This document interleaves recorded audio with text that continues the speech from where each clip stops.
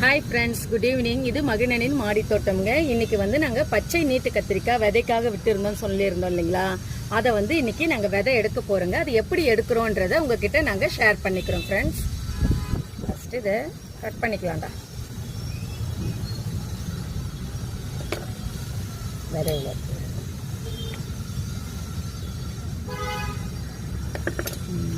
நிறைய விதை இருக்குது.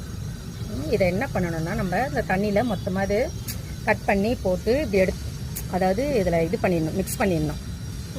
எல்லாத்தையும் மிக்ஸ் பண்ணிவிட்டு அப்புறமா ஃபில்டரில் நம்ம வடிகட்டி எடுத்துக்கணும். எவ்வளோ விதை இருக்குது பார்த்தியா?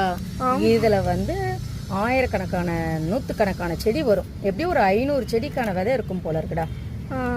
கட் பண்ணி எடுத்துடலாம். ஒரு விதைக்கு ஒரு செடி வளரும். ஆமாம், ஒரு விதைக்கு ஒரு செடி. அதுவும் இது நம்ம தோட்டத்தில் நம்மளே விதைக்கு விட்டு எடுத்தோம் இல்லையா? அதனால நிறைய இருக்குது. இன்னும் கொஞ்சம் பழுத்து இருந்துச்சுன்னா இன்னும் கொஞ்சம் நல்லா இருந்திருக்கும். ஒரு பக்கம் கம்மியாக இருக்குது விதை. இருந்தாலும் இப்போ நமக்கு வேணும் விதை வந்து போட்டு விட்டோம்னா செடிங்கெல்லாம் வந்து ஆடி மாதத்துக்கு போடுறதுக்கு நமக்கு கரெக்டாக இருக்கும்.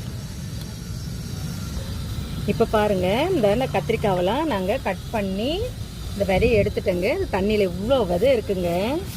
எப்படி ஒரு 500 விதை இருக்கும்னு நினைக்கிறேன். இப்போ இதை ஃபில்டர் பண்ணிக்கணும் ஃப்ரெண்ட்ஸ்.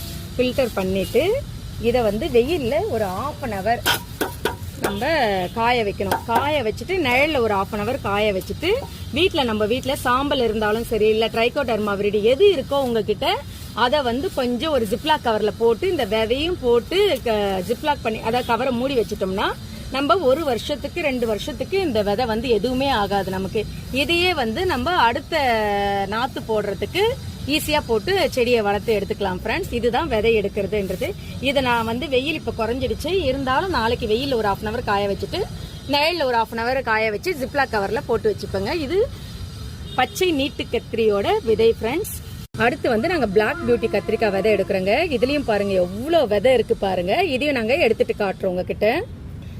இப்போ பாருங்கள் ஃப்ரெண்ட்ஸ், நாங்கள் பிளாக் பியூட்டி கத்திரிக்காவும் விதையை எடுத்துட்டேங்க, வடிகட்டிட்டோம். இதில் கொஞ்சம் கொஞ்சம் இந்த சதெல்லாம் இருக்குது. அது காஞ்ச பிறகு நான் தனியாக எடுத்து போட்டுருவேன்.